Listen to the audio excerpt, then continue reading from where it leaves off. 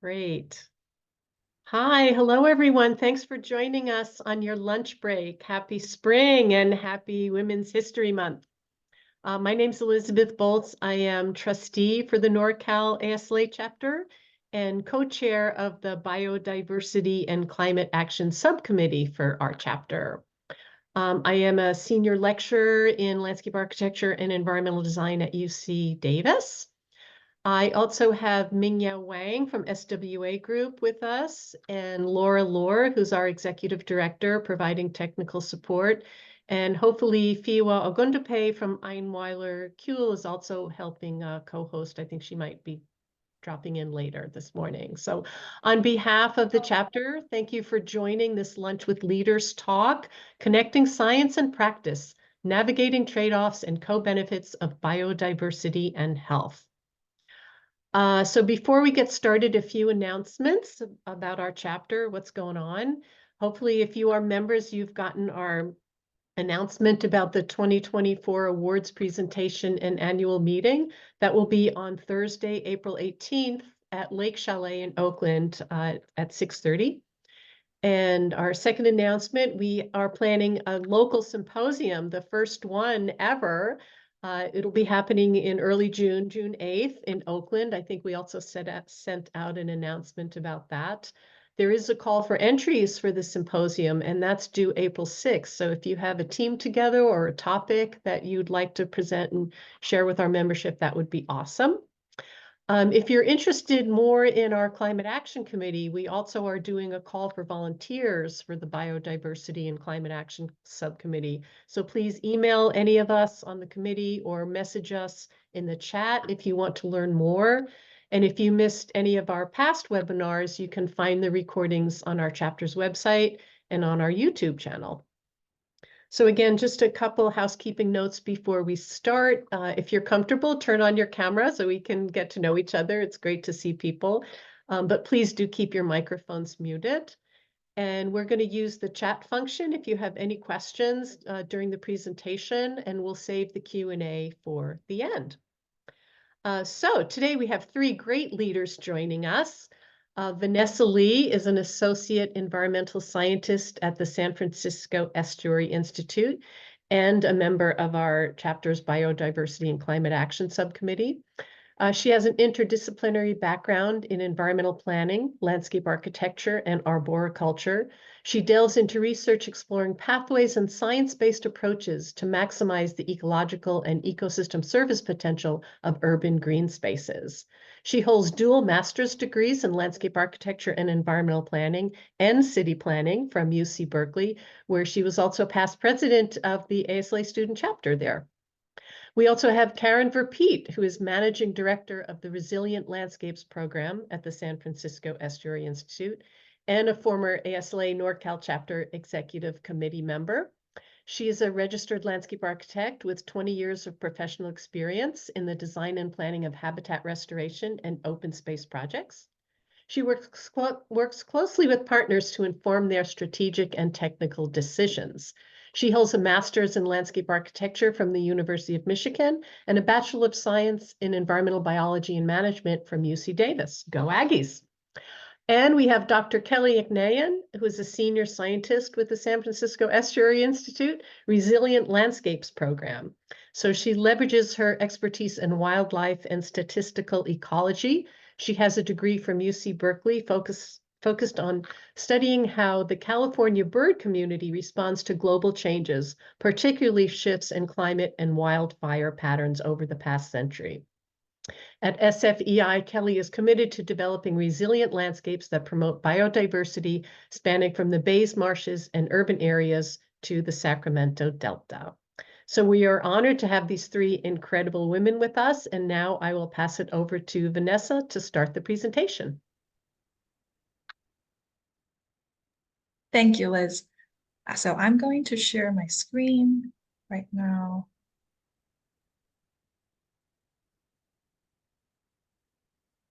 And slideshow. Okay, great. So I'll pass it on to you, Karen. Great. Hold on one second here. Okay. So thank you, Liz, for the introduction and for the opportunity to be here today. We're excited to present some recent projects that benefit both biodiversity and human health, and all of that really in an effort to connect that work to practical real-world projects that you all are involved in. So as Liz said, Karen Verpeet, Managing Director of the Resilient Landscapes Program. I'll provide an intro to provide some overall context for our work, and then Vanessa and Kelly will dive into more of the detailed project examples. Next slide. So we're a nonprofit environmental science institute, somewhat of a think tank. And we were created in the early 90s to provide impartial water quality data and analysis to inform decision-making by the regulatory agencies. And that has really remained over the years. Our primary goal is to translate science to inform decision-making. Now, though, it's expanded beyond just agencies. So we're capturing communities, land managers, policymakers, and others. We have a staff of about 75, and we divide ourselves or organize ourselves into 3 programs. Clean water, which was our starting point, as I just mentioned. Environmental informatics, which is kind of database, web tools, GIS, data focused. And then the Resilient Landscapes program, in which the 3 of us work, which really kind of is everything in the landscape anyway, from the shore edge and upward. Next slide. So in the Resilient Landscapes program, we develop innovative and science-based resources and guidance to support the design of nature-based solutions. That's really what we are focused on promoting when and wherever we can. To do that, we focus on understanding the past and the present, and then also potential future conditions in an effort to restore and enhance ecosystem functions and services. And like I said, we work across the landscape from the Bay Edge all the way to the hilltops, capturing everything in between, including urban centers, agricultural areas, watersheds, etc. Next slide. So in this geographical context, we work with many, many partners, including local, regional, and state agencies, other environmental and planning nonprofits, communities, tribal nations, universities, and academics and other researchers, foundations. So really a broad swath of partners. Next slide. Our interdisciplinary urban nature team currently consists of 11 members, largely ecologists, but also planners, landscape architects, and designers. And again, really in an effort to connect the science to practitioners. Next slide. And we focus on using science to create healthier and more resilient urban spaces. Our goal is to support connections between biodiversity, human health, and climate change resilience to really look at multiple aspects and multiple benefits of a project. Much of our work is at a city scale, but we also develop regional guidance and tools. So I think with that overall context of SFEI and the Resilient Landscapes program and our urban nature team, I will pass it off to Vanessa to introduce our Ecology for Health project. Thank you, Karen. Well, great to be here. So I'm Vanessa. Today I wanted to kind of start us off by sharing with you this Ecology for Health guide that we completed late last year in September. And this framework overall kind of addresses the challenges that projects often face regarding how we resolve trade-offs between biodiversity and human health support. Let's take a schoolyard as an example. Schoolyard sites oftentimes are great opportunities in terms of planting to support pollinator movement and create residence habitat for flyers and pollinators, so those more urban tolerant species But at the same time, we need to care about the aesthetics. We need to consider, despite the disturbances of students using the schoolyard, we also wanted to provide enough activity areas and recreational spaces that inevitably causes compromises on the habitat quality and the patch size that we can afford to have in the schoolyard. So how do we balance that? And that's just one example. And so today we're going to walk you through at two scales, the planning level and also the site level of what are the some of the potential strategies that we scientists and designers at Urban Nature Lab came up with based on our global lit review. And it will be a great time to chat about it and get some of your responses and thought about that.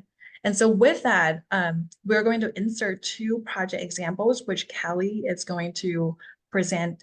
The first one is next generation urban greening, which would be an example to talk about some of the strategies and benefit quantification work that we do at the planning scale. And then we're going to dive down to the site scale, which I think a lot of you working in design firms those are the most common project types that are at that site scale, working with parks and other kind of green open spaces. So we'll spend more time on that today to talk about some of the site level strategies. So a brief overview of what Ecology for Health is about. So Ecology for Health is the latest science-based urban design guide developed by the Urban Nature Lab team at SFEI.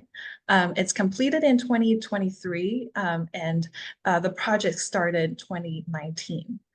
We reviewed more than 200 papers that investigate the relations between human health support and green space design, as well as biodiversity support with and the relations with green spaces.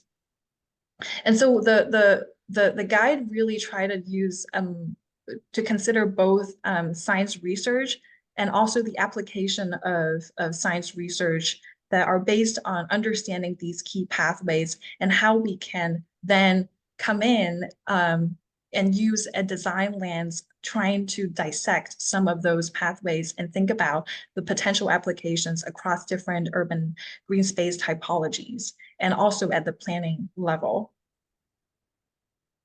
And so if you wanted to look into Ecology for Health more, you're welcome to Google Ecology for Health and it should come up to you as the first search item. And that in that guide, you will be able to access a lot more content than what we're sharing today because of the limited time. So in the planning scale today, we're going to mostly touch upon green space connectivity and green urban fabric. But there's, again, a lot more. So you're welcome to explore more in your own time after this presentation. So quickly about green space connectivity, and I'm sure a lot of you are really familiar with this concept, the scale that we're often considering green space connectivity is often at the district scale or the city scale, that we're looking at the relations across different green spaces and also the urban fabric, which are less formal spaces outside of parks and more coherent green spaces. Some of the elements of urban fabric includes street trees, bioretention units, and other green stormwater infrastructure features that are much smaller, but they're also really important in helping in serving as stepping stones to support urban wildlife movement across highly developed urban areas. And so in this green space connectivity section, I wanted to highlight a few features that we often consider as some of the important features in urban areas that we'd like to focus on in terms of improving that green space connectivity. The first one is the regional and city parks. And according to research, we define those regional and city parks as green spaces that is at least 5 acres, so around 2 hectares or more. And these areas often are able, because of their size, they're able to support more sensitive habitat. You know, even considering the amount of space of edge habitats that has to be accounted for, because these regional and city parks sometimes are also sited around more disturbed, highly urbanized city areas. And it's also able to often include a more kind of, you know, a more diverse habitat types. And that's important as well to support different types of functional groups in the urban areas. The second important feature is neighborhood parks. And we define neighborhood parks as those what we call patches in ecology terms, which refers to the habitat patches that are vegetated and support wildlife functions. And those neighborhood parks, we define them as typically less than 5 acres, so less than 2 acres. And one of the spacing mechanism that we look at is how these smaller patches of neighborhood parks, which are often more frequently occurring in the urban fabric, can support both human use and wildlife functions. And according to that, we started to explore some of the spacing metrics for siting neighborhood parks. And we recommend the distribution within 0.3 miles between neighborhood parks to best support both human use, and also considering a shorter distance between parks help to support species movement across the landscape. And then the third concept, which is the last concept I would want to bring up, is stepping stones. So stepping stones are similar to what I just talked about in terms of urban matrix. So these are less formal, smaller spaces like street trees that really helps mostly flyers, pollinators, smaller urban wildlife to traverse across the landscape. So while they're not able to provide enough coherent habitat for wildlife, they're important to support that movement across the landscape. And so with that, I'm going to pass it on to Kelly. Thank you, Vanessa. I'm going to spend a little bit of time talking about one of the larger projects we're running at SFEI and our across our resilient landscape and clean water, and with some support from an environmental informatics group. So this is a large project funded by the EPA's Water Quality Improvement Program. The work I'm presenting here focuses on the Islayas watershed in southeastern San Francisco, which you'll see on the map here. Inset map here is outlined in gray. The goal of this project as a whole is to equip stakeholders with tools to mitigate stormwater flood risk, enhance water quality, habitat, and climate resilience. Through this project, we conduct a large landscape analysis across the watershed to identify high-value locations for urban greening and explore a broader range of environments and opportunities in the watershed. Next slide. This project, we really explored the multi-benefits of urban greenings. We developed this through a case study working with the San Francisco Public Utilities Commission, focusing on the upper Islayas watershed. So through this, we explored potential benefits of green stormwater infrastructure for both public health and biodiversity, and quantified watershed scale benefits of urban greening and GSI for stormwater runoff reduction and stormwater water quality improvements. Next slide, please. For the water quality improvements, we generated a large number of scenarios for placing green stormwater infrastructure across the watershed. And we looked at those different scenarios for placement for understanding the variables of water quality improvement and what those the costs might be for placement. So if you see top of this line here, that represents the most efficient scenarios that help maximize stormwater quality improvement for pollutants per cost of installation. We're often, when we're operating urban spaces, in the space below that top of the line, the land of suboptimal solutions, due to our inability to prioritize, but then also our inability to assess this type of prioritization on a larger scale. Along with water quality improvements, we evaluated additional benefits associated with greening initiatives in tandem. Next slide, please. This case study involved evaluating the impacts of implementing large-scale tree planting throughout the watershed to combat urban heat island effect, along with providing the stormwater quality benefits. We evaluated current wildlife connectivity, which is seen in the map here in green shades, and then assessed to what degree additional trees in the scenario we're working with the SFPUC, what those additional trees would do to help support landscape connectivity in this part of San Francisco. So the map here shows the results of analysis for the scenario with high tree cover additions. So with changes in connectivity, this map are shown in bright orange yellow colors. Most of the visibility being, most of the visible being shown concentrated in the Alameda corridor, where in this proposed scenario, the most substantial changes in landscape conversion would be occurring. Next slide. Thank you. We were also interested in understanding greening would be most impactful for mitigating urban heat island. For this analysis, we modeled the maximum universal thermal climate index, UTC, during the hottest part of the day during the 2017 Labor Day weekend heat wave.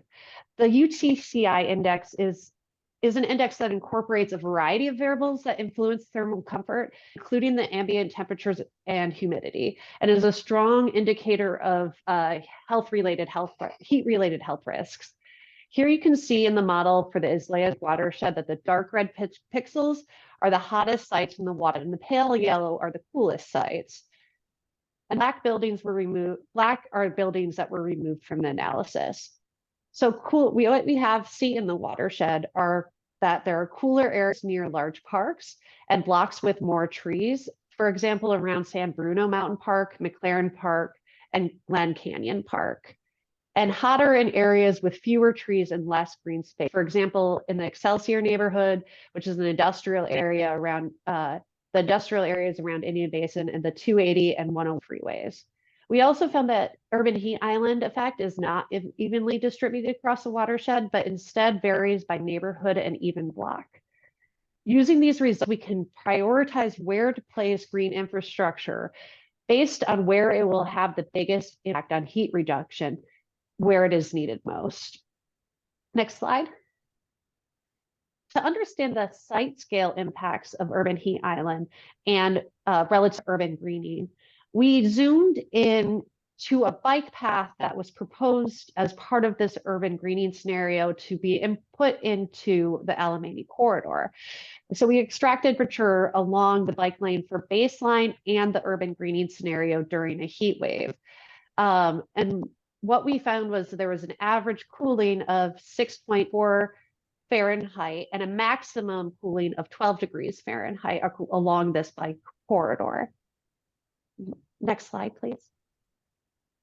We also analyzed potential changes in bird species due to tree event.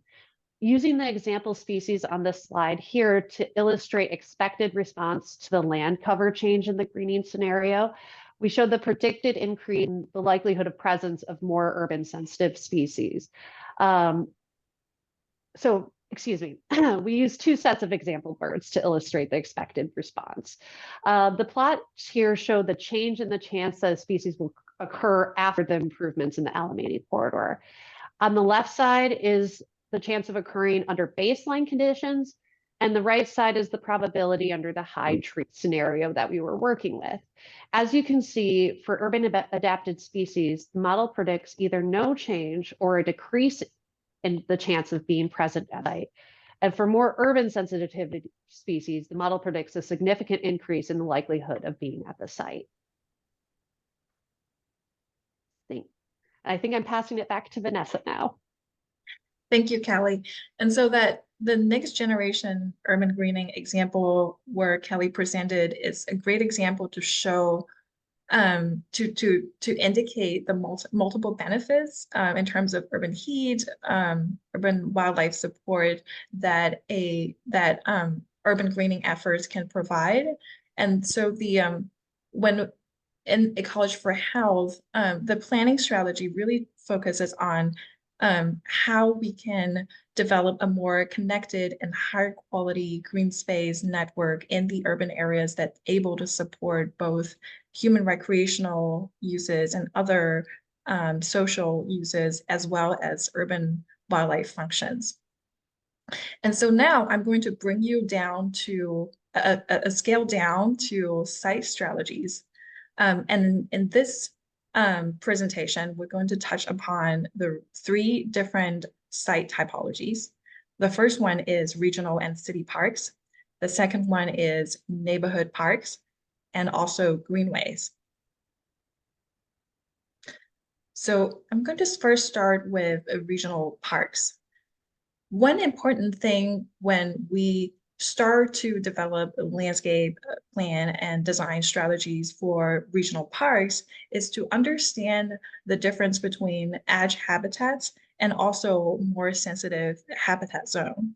So we're not necessarily talking about a core sensitive habitat that often requires more than 130 acres of area to support urban intolerant species.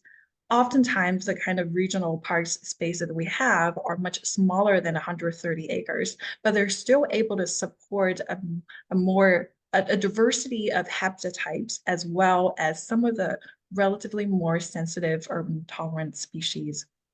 And so in this drawing on the left, you can see that the sensitive habitat zone is strategically sited closer to the greenway, which is a surrounding green space area.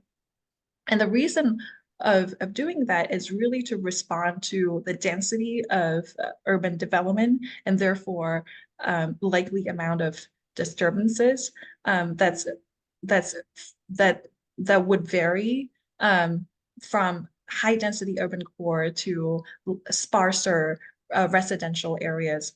And so I think when we start to develop a large park, one of the first recommendations is really thinking about siting in terms of the amount of edge disturbances that you have, and trying to site high-use park elements closer to urban cores and consider the regional connectivity that we just talked about at that planning scale, and think about how to strategically site habitat areas closer to those surrounding green spaces so that you are able to achieve better connectivity. And again, these are really broad concepts. And when we come to an actual site, we often have to consider what are the type of focal species that comes that we need to factor into design. And that comes from a more detailed study of the specific functional groups, the taxa, and also the movement and the differences in barriers for the different species. So this is a kind of a more general idea of how we site habitat versus high-use park elements. So I'm going to go to a second typology. And again, we are going to open up for discussion. So feel free to drop any questions in the chat. This is the second typology that I wanted to walk you through, which is neighborhood parks, which, as we discussed earlier, these are parks spaces that are less than 5 acres or 2 hectares. We have a lot of different types of neighborhood parks cited, for instance, in the city of San Francisco. And one of the huge challenge for designing neighborhood parks, and I'm sure many of you are familiar with, is the amount of disturbances that it has to different habitat areas, and how you manage access that helps to support both active human uses in the parks and also be able to preserve certain habitat that are relatively high quality to support urban biodiversity. And so the first strategy that I wanted to bring up is thinking about how you develop use separation in a limited space. And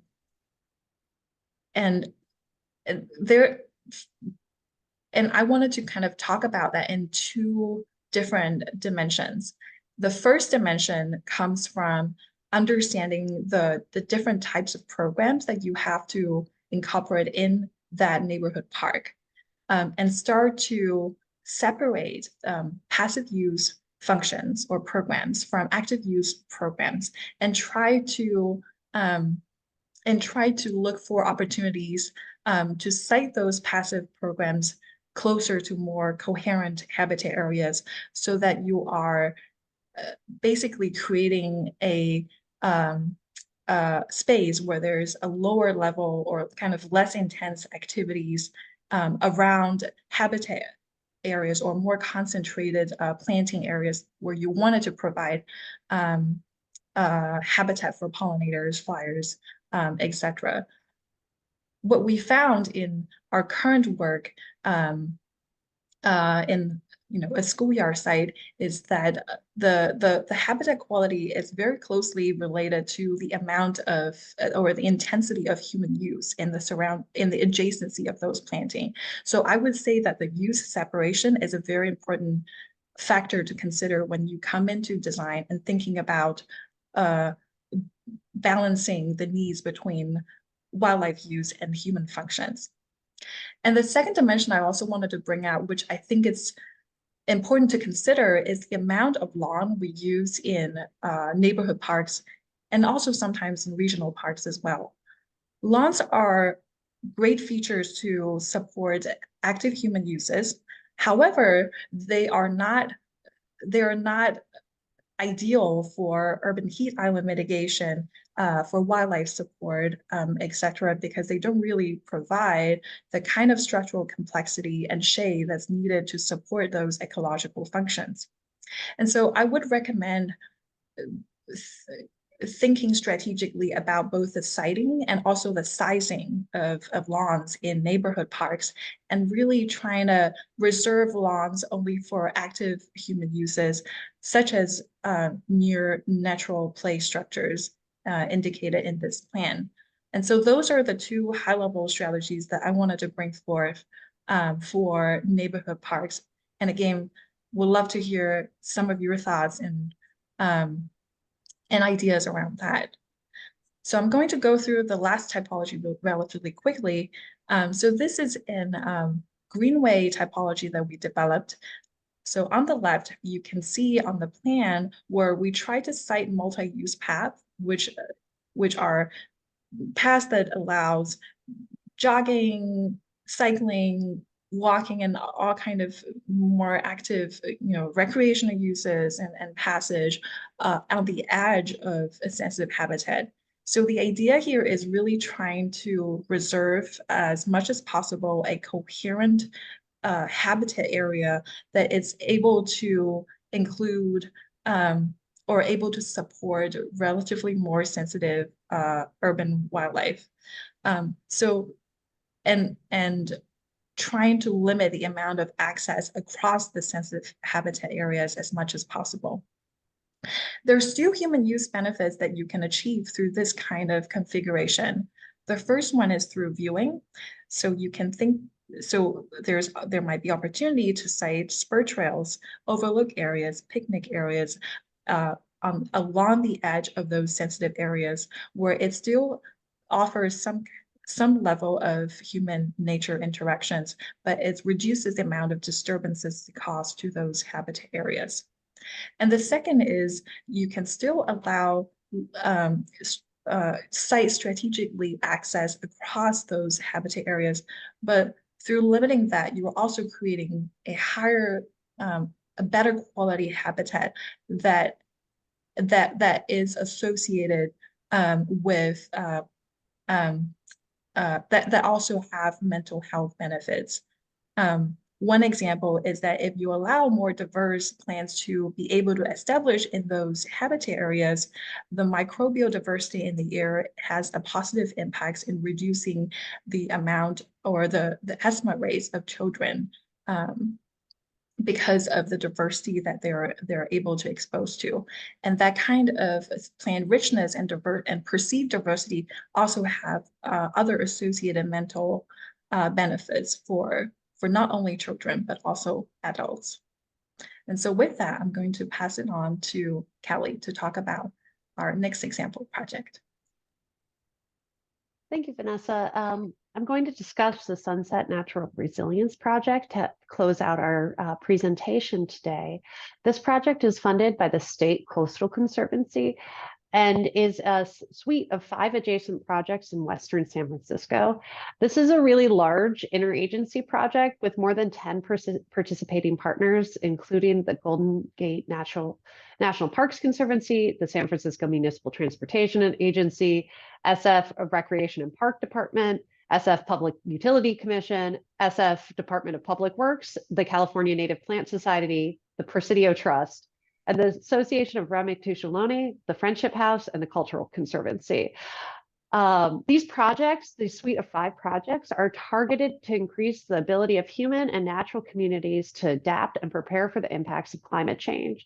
The projects will help further the biodiversity goals of the cities of San Francisco while making a dense and urban environment more livable and enjoyable space. Our goals with this project are to provide scientifically informed design guidance to create a coherently green, biodiverse Western San Francisco.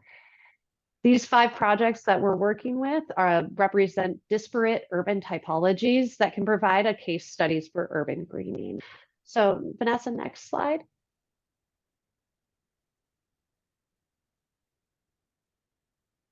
So what these projects are representative of right now are an underplanted boulevard, a large legacy highway along our coastline with the Great Highway, Ocean Beach with its with a lot of sand management and unstable dunes, a former dump site within Golden Gate Park, and a schoolyard that is largely paved and has large issues with flooding during winter storm events. Next slide. What we hope these topologies to become is the Sunset Boulevard Biodiversity Corridor, converting and revisioning what the Great Highway can be for recreation and wildlife. Really working to enhance and revegetate and stabilize the dunes along Ocean Beach with native wild rye plantings among with other native revegetation. Converting that former dump site in the Golden Gate Park into an indigenous community garden, and revisioning the Giannini Middle School in Western San Francisco as a healthy green schoolyard with integrated green stormwater infrastructure. I'm going to talk a little more specifically about our Sunset Boulevard work, which is design guidance, which is largely ongoing right now. So this is a large boulevard in Western San Francisco. It connects 2 large green open spaces, the Lake Merced and Fort Funston areas to Golden Gate Park. We're working on this project with the Department of Public Works. And so what's maybe hard to capture here is the amount of open space that is occurring along this boulevard.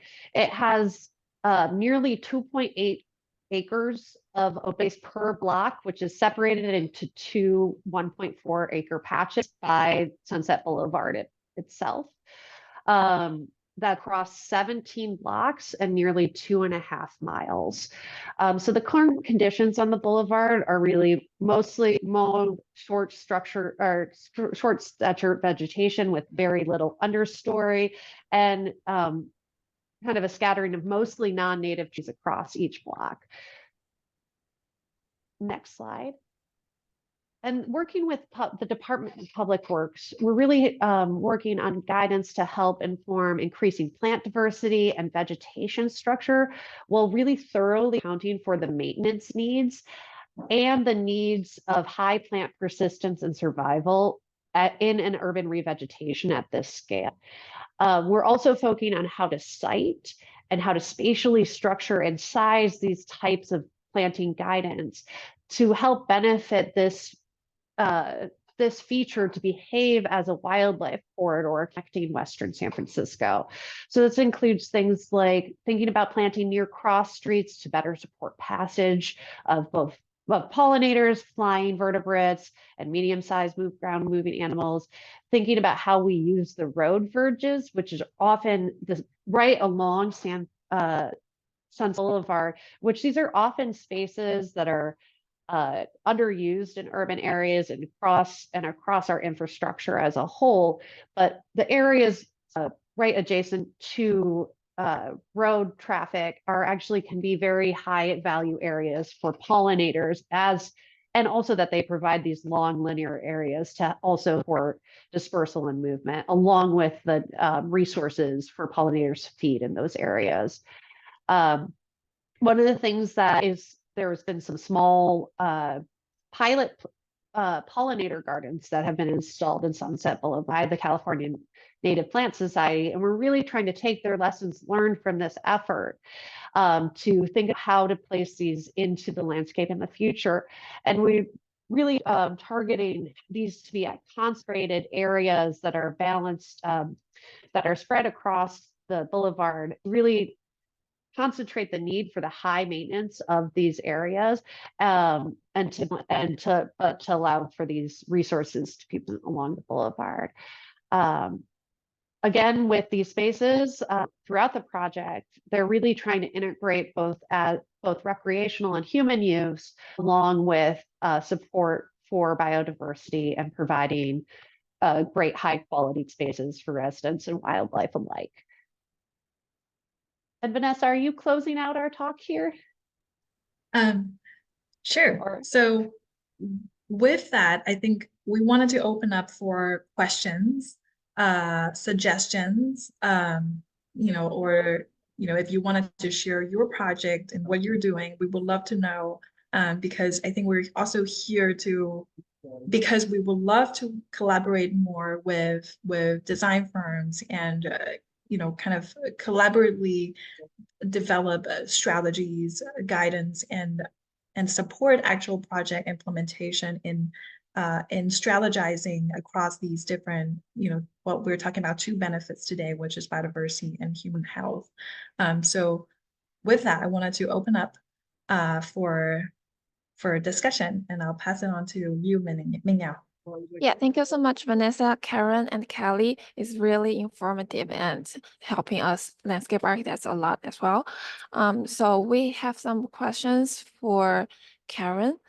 It is so cool that you have so many variety of these public funded projects. We're wondering, do you have any privately funded projects as well? We do have some. I would say most of our projects are either federal or state or foundation grants. So those opportunities really provide two benefits. One, they're usually they can be significant amounts of money, and two, we are somewhat in the lead on determining what our budget is, or what it is we would like to be researching and exploring, versus responding to an RFP, which is a little bit more, from the client or partner side, what they're looking for.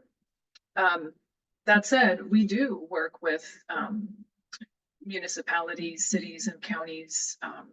We work with a few private corporate partners as well. Not as often. It's really, our business model is in many ways set up like a landscape architecture or a consulting model, where we are taking project work, grant work, and building it up to create a bigger whole. So we are project funded, but mission driven. A lot of times the more corporate type clients are, they're looking for very specific things, and it can be harder to fit what they're looking for into the building blocks of what we're trying to build internally in terms of tools and processes and research, literature reviews and things like that. Yeah, Kelly or Vanessa, is there anything else you would want to add to that? I just wanted to, yeah, I think Karen, you captured it really well. And I just wanted to say that even despite these constraints, we have been, and we're still, we wanted to explore more in the future of how to kind of collaborate more with design firms through grant application, grant funded projects, and also through sometimes proposing that kind of collaboration model to entities that are leading specific initiatives in the Bay Area, which we are. I think one of the projects we're exploring right now is Mormon Slough restoration, and how we can both, better bridge science and practice by working, kind of bringing a potential design firm in and kind of as leading that science translation process, but in that design charrette, we actually bring in a design partner on board for that. So I think, that's just one example. So I think we are exploring pathways of collaborating more, but definitely to Karen's point, there are restrictions around that. Yeah, that's a great point, Vanessa. And I guess I was really responding only to the kind of funder client partner part of it, but we are very, very interested in, as I said in the introduction, creating connections with practitioners and providing science, ecology, advisory services on a project. Ideally, we would have a more substantial role on a project, like I was saying, that would allow us to continue to build out and develop our kind of broader suite of expertise in any given area. And we're also really interested in understanding from you all, practitioners, landscape architects, interacting with community members and clients and other partners, what data gaps you have run into, what science would be useful to you all, where you think to yourself, oh, if only I knew X, then I could convince so and so of Y. So, what information or tools do you find lacking? And that would also be really useful feedback for us, because we have kind of an idea of where we're going with what we are researching, but I suppose it's possible that we've missed the mark on what is actually useful to you all. So we want to be sure to calibrate and get that feedback loop so that the science and the data that you all need is as part of our decision making. Yeah, thank you both, Karen and Vanessa. That's really helpful answer. And with that, with that conversation going, I want to pass on the next question to Kelly. That being a scientist, how do you usually collaborate with the practitioners within and without your institute? Absolutely. I think we try to work as a large interdisciplinary team at SFEI. I'm glad that we have Vanessa and Karen and other landscape architects that have come out of that sort of training on our staff, because I think that it really helps us translate both from the on the ground to from the upper end of the scientific literature, which is largely inaccessible to people. So working with that type, we're really hoping to meet in the middle to help being able to bridge the practitioner to the science. And I think working with that, we're often working very directly with on the ground agencies. Through our work with Sunset Natural Resilience Project, we had a section where we're talking to people who are on the ground maintaining these plants and these types of installations, trying to understand what are the barriers for installing urban greening and keeping that in the ground and moving forward into the future. So we work with a lot of different practitioners from different walks of municipality and county professions. So kind of trying to understand the what helps get things in the ground, how to plan for these, how to best use the money that is coming into these types of efforts. We are really growing our work with engaging with community and community-based organizations. So I think it is really like we really take an iterative approach, like, because if we put something out there that is entirely unfeasible, it's just like we don't want you know, the perfect to be the enemy of the good. And so I think that that's you know, it's a growing field, it's a growing work in our understanding of how these things what things are successful actually in the landscape, and we need to keep adapting our approaches into the future. Great, great. Thank you, Kelly. And next question is for Vanessa. As someone who has a dual degree and this background from both urban planning, city planning, and ecological planning, what's your point of view of balancing the needs of nature and human?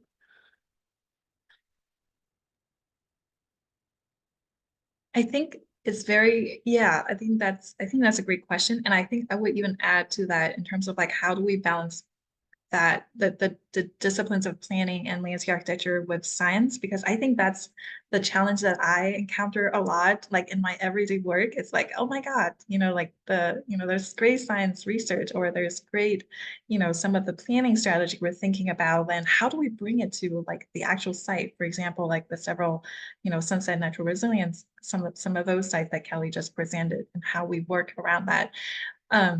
I think what I realize, and I think what's something that I really appreciate working at SFEI, is that how cross-disciplinary the team is. Like we all have like some, you know, kind of different backgrounds. We have, you know, we're all like crazy about something, you know, like, you know, we all have a very strong interest, but they're also like different. You know, like, so I feel like that space where we can like really throw ideas, you know, like have each other as like sounding boards, and so that we can think about strategies from, you know, as many dimensions as possible, was really helpful. And I think what also really excites me about working with practitioners is understanding like we're growing to understand like the maintenance and the importance of maintenance in thinking about site level strategies. And so understanding that together with the aesthetics and some of those, you know, kind of human perceived perception of green spaces that are tied to mental benefits, and, you know, also kind of the more kind of, you know, structural complexity and plant diversity, and how that ties to, you know, the dimensions of maintenance of human health, are just, I just think they're so intercorrelated. So I just want to say, I think it is a really interesting place to be at, and I think we are just at a position that would love to hear, you know, kind of different perspectives coming in that can help us shape those strategies. Thank you so much, Vanessa. The next question is for Karen.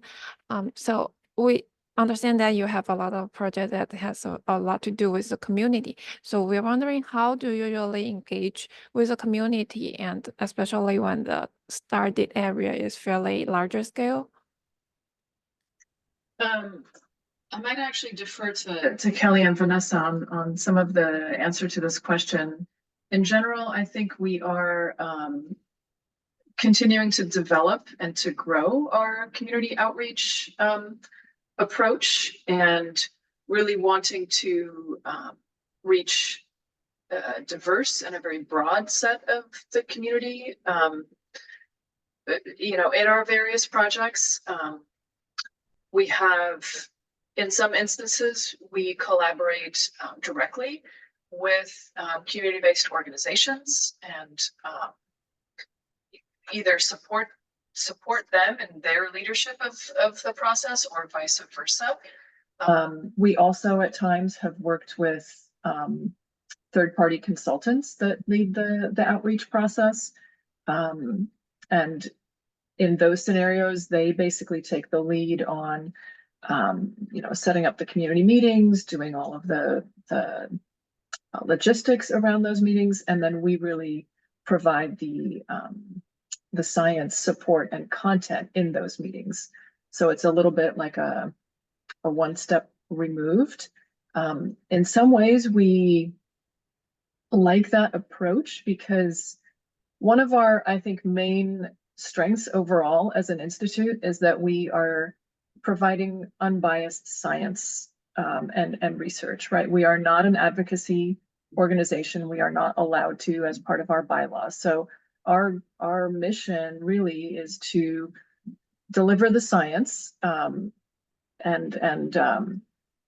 provide recommendations where that's appropriate. But generally speaking, others are making decisions.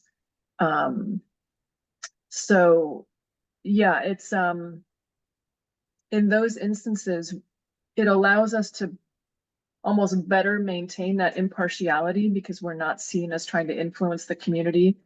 We don't want to be seen as coming in and heavy-handedly suggesting something ecological or environmental improvement, quote unquote, from our perspective that is not perceived as such from the community's perspective. And so trying to be very cognizant of that. But Kelly and Vanessa, do you have anything else to add to that? We do have the one last question from our chat box, and it's almost time, so we want to get this answered. Sure. That the guidance that you've developed include talking points for stakeholders that may offer resistance to these design objectives. Like example, greening a playground receiving pushback from maintenance with budget implications. Yeah, that's. Oh yeah, Kelly, go for Okay, it. great. Yeah, I know. I know we both have strong points on this because we're working on a project, but I thought a great example of this was our ongoing work with the San Francisco Unified School District, and generally like working with maintenance practitioners across San Francisco recently, is that maintenance constraints seem generally universal, that maintenance and gardening are well below industry standards, sometimes taking on 3 to 4 times amount of the area that is considered practical for commercial landscapers to handle. So this is certainly something that I think, and we're really trying to work and grow this as well, really trying to account for those needs, because if they get put in the ground and not maintained, that cost is really lost. Like the investment that we put into those spaces is really lost. So with SFUSD, really working with the competing needs of the schoolyard, trying to understand the areas that need to be maintained for physical education space, and understand, I think they have, I'm blanking now, I think they might have 4 maintenance staff for 122 properties right now. With, was it, is that correct? I saw you, 7, I think it's 7. So it's really like, once you are working with practitioners, you really understand the stark like discrepancy with the need once these features go into the ground and what's being met by both, because people like to fund putting them in, but then like the funding for maintaining them is often lacking. Yeah, so it's very challenging. But Paul, if you're interested, we're happy to talk more offline because I know we're on time.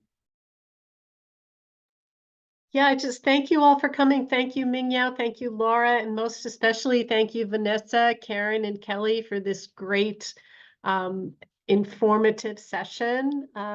Keep in touch with us, people on the call. Our emails are there, and let us know how we can help you. Thanks again, everyone, for joining. Thank you so much, everyone.